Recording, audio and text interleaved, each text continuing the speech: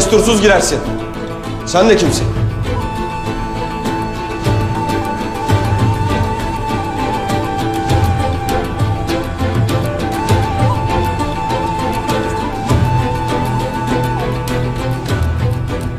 Adaletten sapanlara Allah'ın gazabını hatırlatmaya gelen bir garip.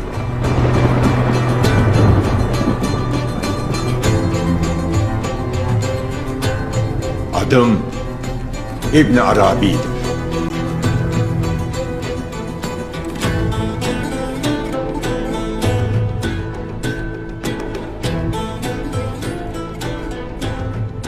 İbn Arabi mi?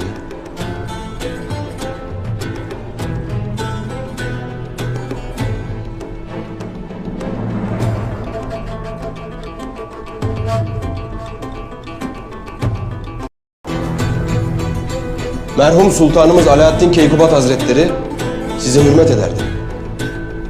Şimdi burada bulunma sebebiniz ne ola?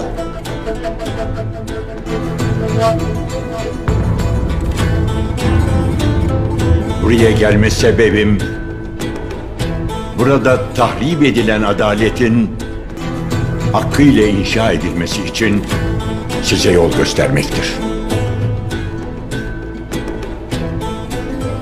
Ertuğrul Bey, nice vakit babanız Alaaddin Keykubat'a sadık kalarak devlet için cenklere girmiş, canını dişine takarak devletine nice yurtlar edindirmiş, zaferler kazanmış yiğit bir beydir.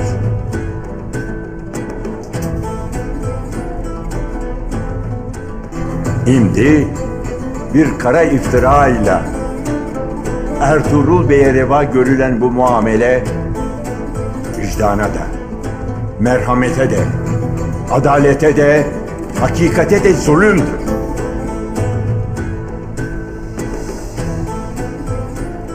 Size hürmetim vardır.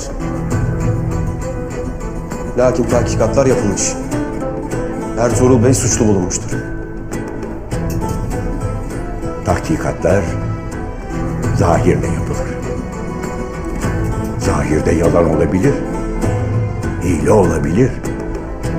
Lakin hüküm hakikatle verilir. Hakikat ancak gönülle bilinir. Gönlünüzde tahkikat yaptınız mı sultanım?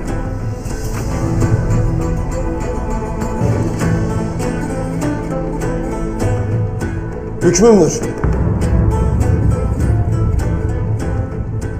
Delillerin yeterli olmadığını,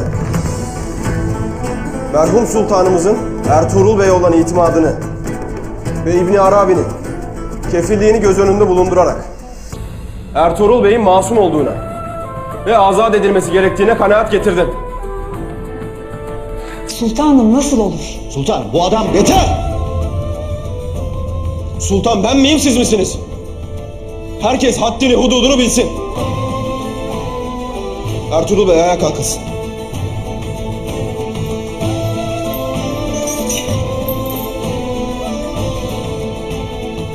Bir diyeceğin var mıdır Ertuğrul Bey?